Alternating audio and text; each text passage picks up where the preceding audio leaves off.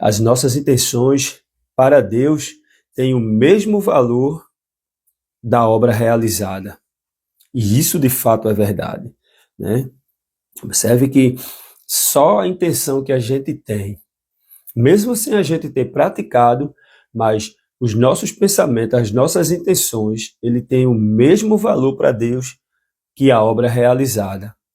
Então a gente tem que ter muito cuidado, porque a gente pode não ter nem feito ainda, no sentido, o ato de a gente fazer alguma coisa que desagrada a Deus, às vezes a gente não chegou nem a fazer, mas só a gente maquinar isso no nosso pensamento e deixar descer isso para o coração, para Deus a gente já consumiu aquele ato, a gente já fez essa obra.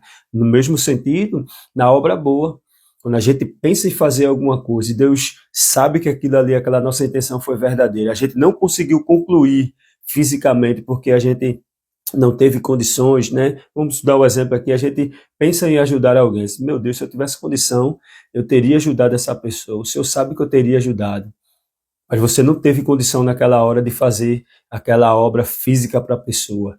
Mas só de você pensar e colocar no seu coração e ter esse desejo, né, que veio do seu pensamento de realizar isso para a pessoa, Deus recebeu, ele consumiu essa sua oferta. Então, observe que isso é perigoso. Só para a gente corroborar com isso, veja o que diz aí Mateus 5.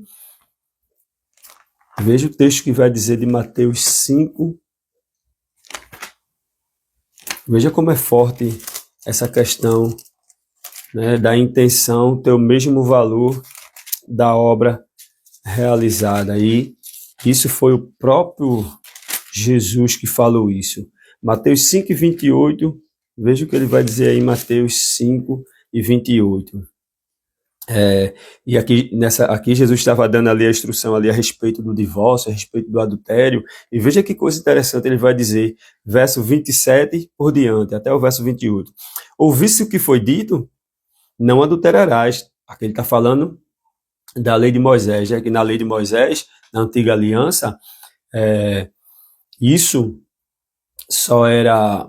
e aí Jesus estava explicando a respeito justamente disso, que ele não veio para não cumprir a lei, né? Ele não veio para abolir, para acabar com a lei, mas ele veio, ele foi tão cumpridor da lei que ele vai acrescentar ainda mais aqui, porque na lei de Moisés dizia que o ato consumado era de fato, a prova, né, para a pessoa ser apedrejado, né, por causa do ato, não adulterarás, mas a pessoa teria que ser pega em ato de adultério, ou teria que ter a prova para poder a pessoa passar agora e pagar a pena. Mas Jesus vem e vê o que Jesus vai dizer. Aí ele vai, verso 27, eu vi isso que foi dito, não adulterarás.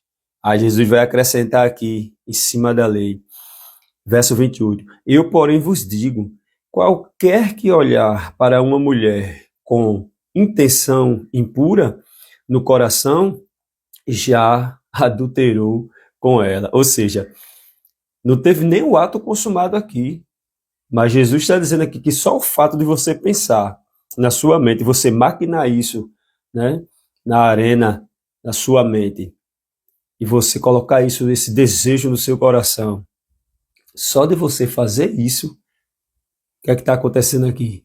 Jesus está dizendo aqui, você já pecou com ela, você já adulterou com essa mulher. Então, veja que aqui entra, a gente volta mais uma vez em falar aquilo que a gente estava comentando, que o ato, as nossas intenções para Deus têm o mesmo valor da obra realizada. Então, isso é muito perigoso, porque todas as nossas ações, né, ela vem, ações e reações que nós temos, ela se dá no ambiente externo, mas porque primeiro houve um planejamento na mente, um pensamento. Primeiro a gente pensou, maquinou, para depois a gente executar. Então isso é perigoso quando a gente começa com um pensamento, porque a gente vai formando aquela linha de pensamento, a gente vai maquinando até a gente consumir. Então por isso que os pensamentos são perigosos e a gente precisa ter um direcionamento muito em conexão com o Espírito de Deus para a gente estar tomando as melhores decisões. A gente vai ver diversos textos bíblicos, a Bíblia relatando de diversas pessoas que maquinaram no seu coração e depois executaram. É só a gente lembrar de Davi, né? Pensou, viu Betseba, pensou, né? Maquinou, planejou tudo como ia fazer até chegar o ato, né? Até chegar a concretizar aquilo ali fisicamente. Outra coisa interessante, os pensamentos são resultados daquilo que a gente vê, sente, toca ou passa. Todos as nossas atitudes, né, é resultado disso. Por exemplo, quando a gente é machucado por alguém, a gente logo começa a maquinar o que a gente começa a pensar o que é que a gente vai fazer para dar o troco. A gente reage no nosso pensamento a respeito daquilo que a gente vê.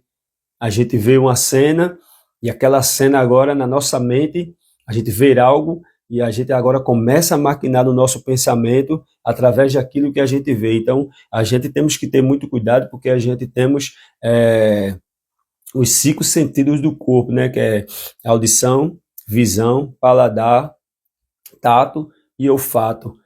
Então, tudo isso são sensores que tem no nosso corpo e através desses sensores a gente tem também a questão da reação através desses 5 sensores. A gente reage através do que vê, através do que fala, através do que toca, através do que sente e através do que a gente cheira, do olfato, né? E através do que sente, não, do que sente é o que toca, através do que a gente prova na nossa boca. Então, tudo isso são sensores que está direcionado, né? Está interligado com a nossa mente, o nosso cérebro que manda a resposta. E aí a gente discerne através desses sensores. Então, observe que a gente precisa ter muito cuidado